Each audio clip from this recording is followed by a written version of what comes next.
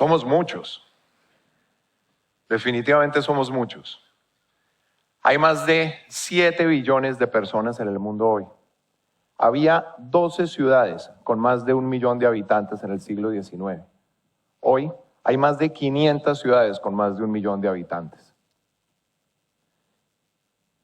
Y adicionalmente, este crecimiento explosivo de la población viene acompañado de una desproporción en la distribución de la riqueza. El 20% de arriba tiene el 83% de la riqueza, mientras el 20% de abajo tiene tan solo el 1.4% de la riqueza. Esta distribución se conoce, no de manera sorpresiva, como la distribución copa de champaña. Paradójicamente podríamos decir también. Entonces, el problema de densidad urbana, cuando se combina con un problema de distribución de la riqueza, se vuelve un círculo vicioso mucho más grave que los dos problemas de manera separada. Porque no es lo mismo tener a mucha gente concentrándose en una ciudad que tener a mucha gente pobre concentrándose en una ciudad. De ahí se derivan todos los males que nosotros conocemos: prostitución, hambre, violencia, inseguridad. Y son problemas que son comunes no solo a nuestro país y a mi querida Bogotá, sino también a todos los mercados emergentes que nosotros conocemos. Ahora, ¿qué podemos hacer nosotros para que esa gran población salga de este círculo vicioso, de ser cada vez más y llenarnos las ciudades, mejor dicho, con gente pobre que sufre con todos estos problemas?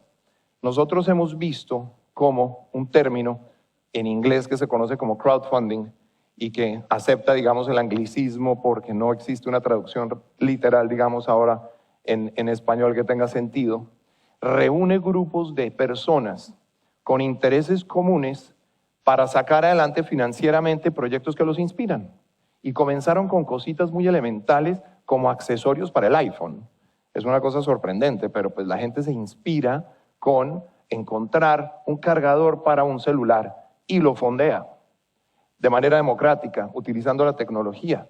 Después pasaron a documentales, pasaron a obras de responsabilidad social. Vemos mucho diseño industrial, vemos mucho arte, pero hoy en día hay por lo menos 10 páginas grandes que tienen cientos de miles de proyectos en donde el crowd o la población se inspira para fondearlos de manera democrática y sacarlos adelante.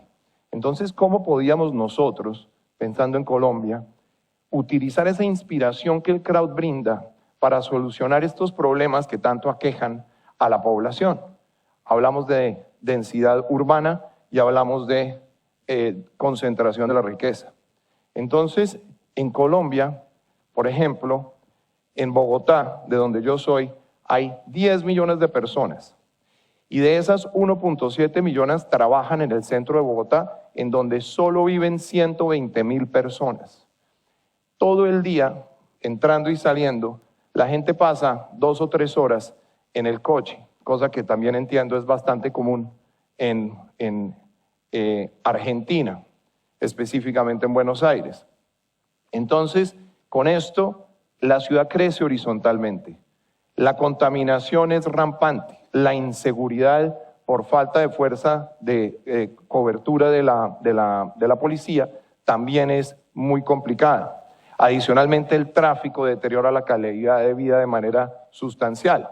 Y todos sabemos que la solución es llevar a la gente a vivir al centro de Bogotá para que hubiera densidad vertical. El problema es que desarrollar rascacielos en Colombia por la moneda y por el problema cambiario y por el riesgo no es tan atractivo para los grandes desarrollistas que prefieren asumir menos riesgos y seguir construyendo horizontalmente.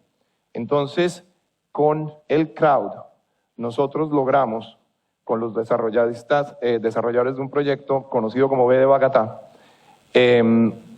reunir a 3.800 inversionistas que participaron de a $20.000 cada uno en el desarrollo del primer rascacielos en una generación. Es el primer rascacielos en 36 años que se hace en Bogotá, en el centro de la ciudad, financiado totalmente sin banco, gracias al poder del crowd, que logró invertir en un proyecto de esta magnitud. Otro ejemplo importante es un edificio de oficinas, en donde decidimos traer el crowd o la población a que participara ahora en el diseño de la propiedad misma. Recibimos 82 propuestas de compañías profesionales de más de 20 países que establecieron una conversación con 46,000 personas a través de una página en Facebook para debatir y discutir cómo debería ser y aportar ideas el espacio ideal de trabajo, en donde nos pasamos una gran parte de nuestra vida más allá de nuestro hogar. En conclusión, tuvimos no solo un proyecto que quedó diseñado de acuerdo a lo que la población quería, sino que también en ese proceso los mismos participantes se animaron a invertir, y cuando fuimos a abrir el centro de ventas, después de haber terminado el proceso de diseño, todo el proyecto estaba fondeado. La sala de ventas duró abierta 2 meses y la abrimos como por simbolismo, porque realmente no había nada que vender. Adicionalmente, en Bogotá no hay un distrito artístico, como en Soho, por ejemplo, en Nueva York, donde yo resido.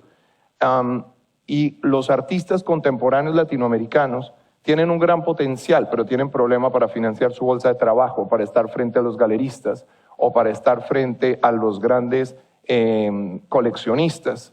Entonces, compramos casas en un barrio de Bogotá, las remodelamos para que estos artistas puedan vivir ahí y puedan trabajar ahí. Son casas taller. Y los artistas son escogidos por un grupo de curadores independientes.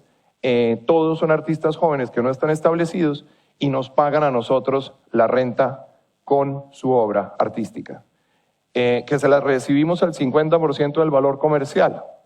Entonces, para ilustrar un poco el poder del crowdfunding, nosotros fuimos con este proyecto hace unos años a donde las firmas de equity tradicionales y a los bancos.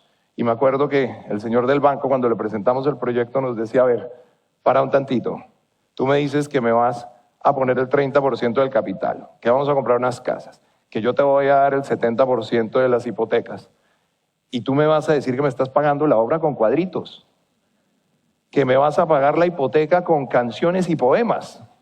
O sea, la conversación no duró más de 15 segundos.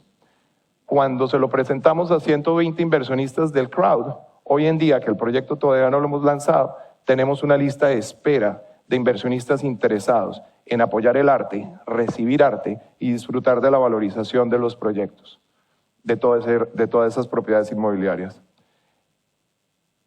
Entonces, ¿qué podemos ver de elementos en común en estos 3 proyectos? Por un lado, tenemos la necesidad que el mismo crowd o la población identifica. Tenemos como un negocio se encuentra con esa necesidad y como de ahí se desprende una utilidad, un profit, un retorno. Y ese retorno se distribuye democráticamente entre los inversionistas participantes, que fueron los que pusieron el capital por primera vez, en oposición, digamos, a el magnate de antes.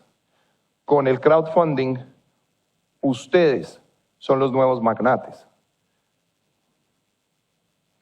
Decidimos ver cómo también, en vez de seguir haciendo proyectos independientes, podríamos integrarlos todos y ver hasta dónde podía llegar el poder del crowd. Entonces establecimos una plataforma tecnológica que se llama Mi Ciudad Ideal, en donde la población de Bogotá aporta ideas sobre cómo debe ser su ciudad del futuro, con preguntas muy específicamente curadas para abrir esa discusión. Y se crea esta conversación con expertos a nivel mundial, que hoy ya no son expertos, sino son curadores, porque los verdaderos expertos, son los miembros del crowd. De esta manera tenemos más de 135,000 personas hoy en Facebook que participan activamente en esta conversación y han propuesto más de 4,000 ideas, de las cuales nosotros rescatamos las que podemos sacar adelante, fondeándolas con el crowd.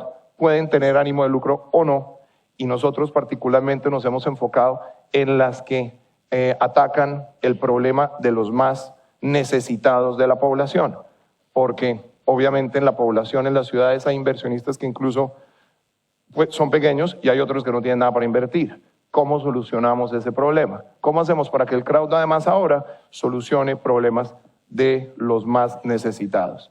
Y nos hemos encontrado con una corriente de pensamiento lateral muy importante que queda por fuera de todas las propuestas de desarrollo urbano de arriba hacia abajo. Cosas como estas salen, por ejemplo. Los grafitis, que normalmente son considerados como parias, digamos, de la sociedad urbana por unos y como arte por otros, nosotros decidimos preguntarle a la población qué opinaban sobre los grafitis. Hicimos un concurso en donde la gente con sus smartphones nos mandaba los que más le gustaban y recibimos cientos de miles de participaciones y la misma población escogió y votó por los 15 que más les gustan y en la próxima Feria de Arte de Bogotá básicamente vamos a hacer una exposición con este trabajo, de modo que con la venta de la obra los artistas encuentren un respeto por ese arte urbano y por el trabajo que ellos están haciendo, y ojalá sea ejemplo para muchos más, porque tenemos 4.000 ideas, de las cuales nosotros solo podremos sacar un número limitado adelante. Otra idea de los más necesitados. En Bogotá, en todas las esquinas, hay artistas callejeros. Hay tragafuego, creo que se dice, hay malabaristas, hay mimos, hay de todo lo que ustedes se puedan imaginar. Entonces le preguntamos igual a la población que cómo podían ellos tomar imágenes y videos de estos artistas callejeros para compartirlas, de modo que la misma población escogiera los 15 o 10 que más les gusten, y vamos a contratar un coreógrafo, de modo que podamos desarrollar el primer circo urbano de Bogotá, en donde también con la venta de esa boletería vamos a darle un reconocimiento y una incorporación social a los más necesitados. Pero existen muchas ideas. Por ejemplo, hay un tema de reporte. La gente quiere poder reportar cosas, pero no existen los apps o los mecanismos tecnológicos, para poder hacerlo así. Entonces, le preguntamos a la gente qué es lo que ustedes quisieran reportar más. Obviamente, inseguridad, yo creo que es uno de los principales, pero así como inseguridad existen muchos más. Entonces, con base en toda esa información, ya estamos trabajando, además en un concurso en donde invitamos a todas las compañías tecnológicas a que participen en el diseño de la app que los bogotanos quieren tener. De esta manera, nosotros hemos llegado a concluir que el crowd o la población tiene que dejar de señalar, tiene que dejar de quejarse de una manera estéril, tiene que dejar, mejor dicho, de tirar bombas molotov, tiene que esconder los cartelitos del 99%, porque hoy en día tiene una posibilidad real de tomar una participación activa en la solución de sus problemas. Hoy en día, el crowd puede definitivamente ver, visualizar y participar en la forma en que vivirá y definirá su futuro.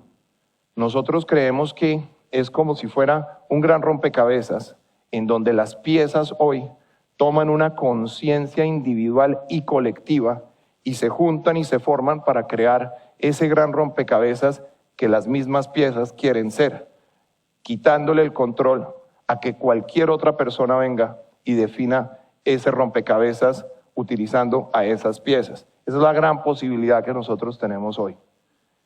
Ahora, de esta forma se crea una moral colectiva. Nosotros somos convencidos de la inteligencia colectiva del crowd, que saca proyectos inspiradores. Volvamos al ejemplo del accesorio para un iPhone. El hecho de que todos ese pequeño crowd de 100 o 200 o 500 personas tuviera la necesidad compartida de tener un pequeño accesorio que le solucionara un problema, los inspira y los motiva a que todos los fondeen. Y adicionalmente con una transparencia que permite en ese rompecabezas que las piezas se auditen unas a otras, que se audite el escenario completo en la forma en la que se está haciendo, de una manera mucho más transparente. Hoy por primera vez en 80 años, el gobierno de los Estados Unidos pasó una ley en donde abiertamente se puede hacer digamos, convocatoria o solicitud masiva para que los crowds participen o las poblaciones participen en la creación y en el diseño de proyectos.